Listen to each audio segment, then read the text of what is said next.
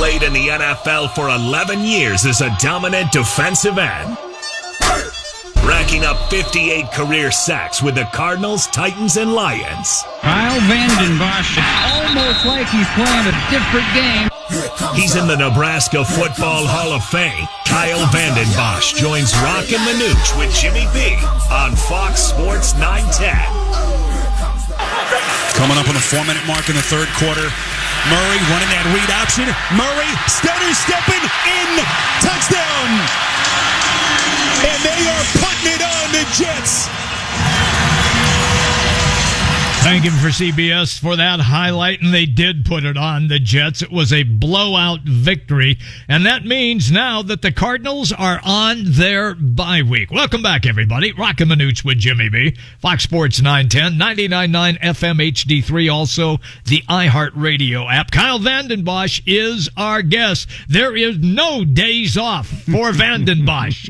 He is working constantly, and that's why he's on the show today. Stinking bye week? Yeah, are you come serious? On. All right, so I asked Manooch, Kyle, about a bye week, and I set him up perfectly because he went on a tirade. We never had any bye weeks when I was playing. Bye week, my rear end. There you go. So, Kyle, did you enjoy the bye week when you were playing?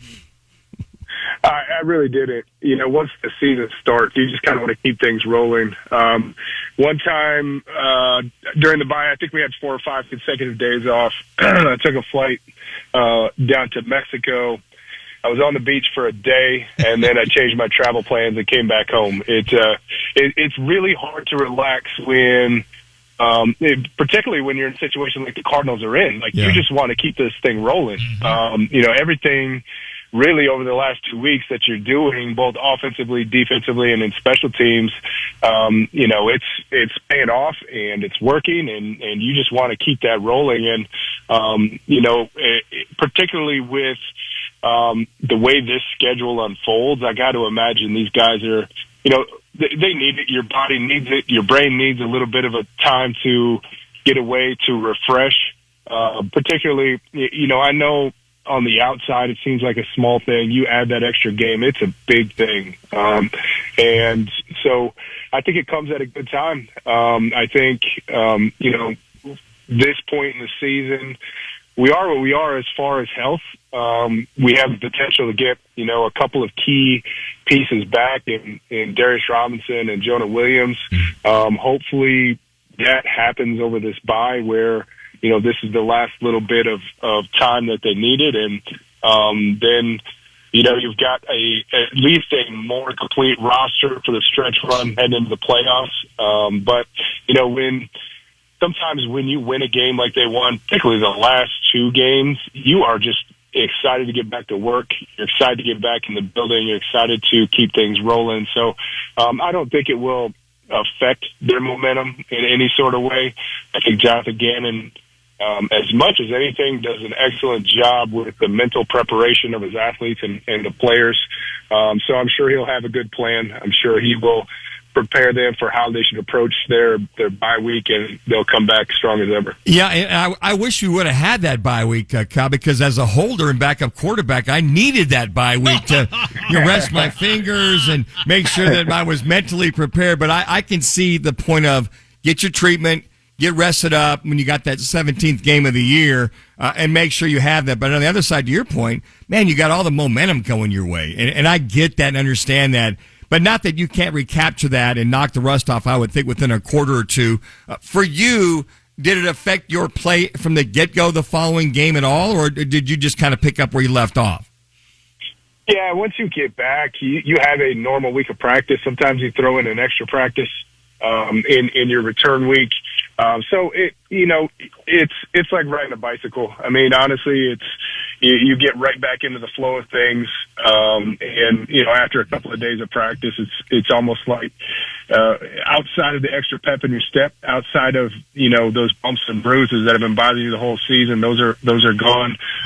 Outside of that, everything's the same, and you're right back into it. With what you've seen so far and their record and being in first place, what is the difference that you have seen with Kyler Murray from just at the even the season when they were 9-0 and then they ended up going to the playoffs, even though they got beat up pretty bad by the Rams in that first game. But what's the major difference that you see from then to now?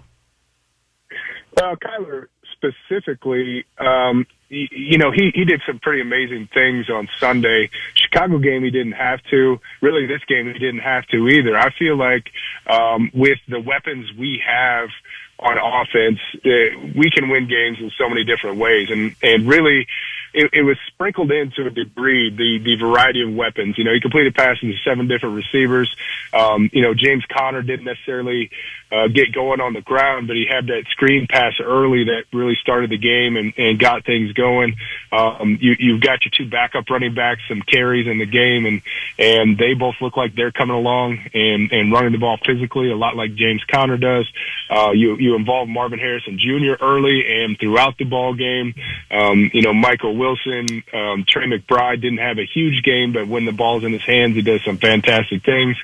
So I think, this offense, and Drew Petzing talks about it all the time, is they want to be multiple. And throughout the course of a ball game, they can go different directions based upon how the flow of the game is going. And really, there hasn't been many times this year where just the weight of the entire team has been on Kyler's shoulders. He goes out there, he runs the offense, manages the offense, and goes out there and executes. And, really this past Sunday, Kyler, throughout his career in Arizona, has done some pretty incredible things.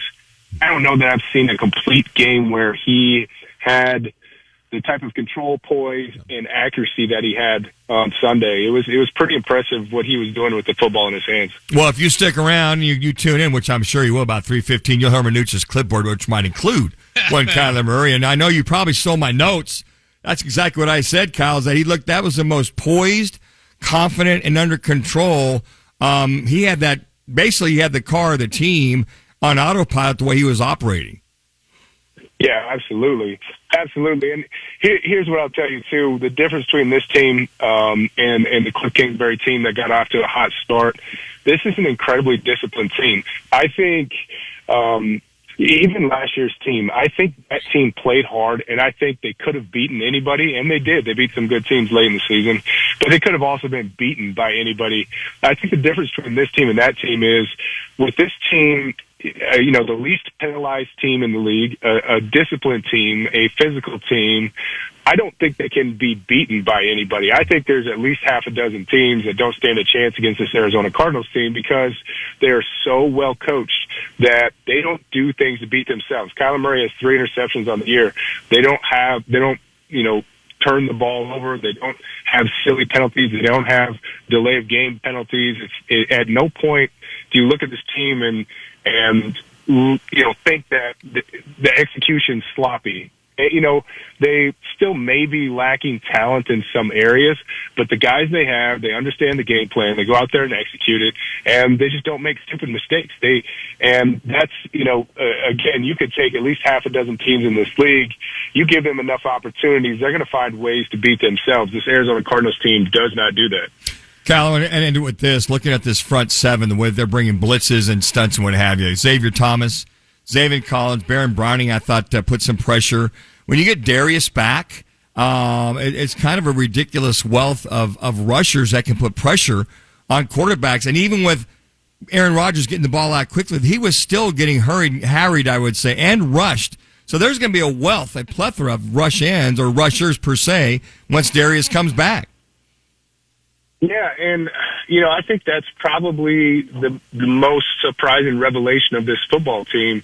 Just looking at the roster at the beginning of the year, and then you start to lose players like B.J. Ojolari and Dennis Gardeck, probably the 2 guys that had the best chance at maybe double digits, probably the 2 guys that had the potential to bring the most consistent pressure. You lose those 2 guys, you think that this team is really going to have to manage around what they have left, and they don't necessarily have guys with the ability to, muddy the pocket, get in quarterbacks' faces, get hits, get pressures, get sacks, and, they've done it. And a lot of it is Nick Rollis and his play design. I had talked before the game this week that, when you play against a quarterback like Aaron Rodgers, his physical skills have diminished. He looked like a 40-year-old quarterback on Sunday, but he has seen and played enough football and is, just ask him how smart he is. You know he's smart. You don't blitz him. You just play base defense and make him drive the field and hope at some point in that drive they make mistakes. And I was actually surprised how often the Arizona Cardinals either blitzed or pressured and got there. And it seemed like it did surprise Aaron Rodgers that they were blitzing and pressuring him. And it's, to me, really in back-to-back weeks they did the same thing against Chicago and made Caleb Williams, pull the ball down, try to buy time with his legs, and couldn't keep his eyes down the field. I think Nick Ross has done an excellent job of designing blitz and pressure packages to affect the quarterbacks that they've played.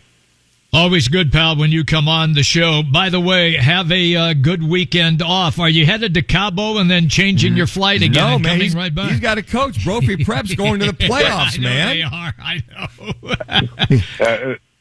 That's right. My vacation days are over. There you go, brother. Man. Thank you, man. See ya. Thanks, guys. There you go. You got it. Kyle Vanden Bosch. He's presented by All City Towing, and you can join the team with the largest towing company in the state. Of course, it is All City Towing, and they're hiring dispatchers, call takers, anything that you were looking for in a new opportunity. All City Towing can offer that up. Not only do they pay well, they have exceptional benefits. For an example, a healthy 401k employer match, great health benefits, employer paid life insurance, and a monthly fuel allowance. So take your career to the next level. Here's all you have to do. Just go online, allcitytowing.com, and search careers. That's allcitytowing.com, search careers. It's All City Towing, where your future is on the move. Quick timeout. When we come back, a little football at 50. Rockin' Minuch with Jimmy B, Fox Sports 910.